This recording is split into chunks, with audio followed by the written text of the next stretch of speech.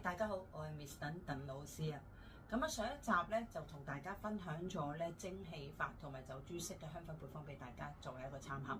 咁今次咧鄧老師亦都繼續介紹兩款，分別係一個感冒鼻塞咧同埋退燒配方。咁希望你哋中意啊。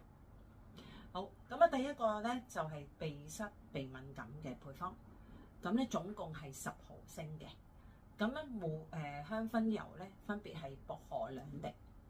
迷迭香1滴，尤加利2滴，跟住咧就將再用呢個10毫升嘅底油注滿落去就 OK 啦。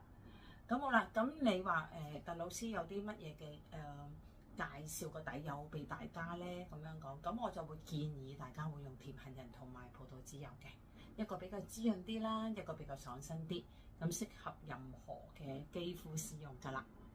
咁好啦，咁我哋咧就做嘅時候咧，我哋係心口同埋嗰個面部嘅穴位啦，咁分別喺個迎香穴、印堂咧大概係眉心對上呢一個嘅位置，印堂，咁同埋攢竹穴咧就喺邊個位置咧？就喺我哋嘅眉頭，用手指公喺呢個粒位，咁樣係做一個按壓咁樣嘅。好啦，我再講多次好冇？嗱，分別係迎香穴，上一集都有教過大家啦，就喺鼻翼嘅兩旁。印堂穴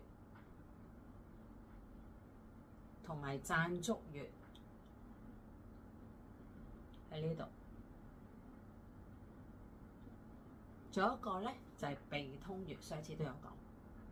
咁其實你會發現咧，都喺呢個三角形嘅位置嘅，即係譬如鼻翼啦、鼻梁側邊啦，同埋眉頭呢個位置呈現三角形。咁呢一個咧，最主要係愛嚟幫你咧通鼻塞啊、止頭痛咁。平時如果按摩嘅方法咧，其實好簡單啫，我哋俗稱叫做美容指啦，第3、4手指去斜地咁樣捽，亦都可以，好細力亦都可以。小心啲啦，啲精油啊或者一啲嘅產品，就算係面霜都好啦，唔好做到對眼，小心啲咯，係斜咁樣掂住，咁樣跟住就可以按壓呢個位置啦。迎香、鼻通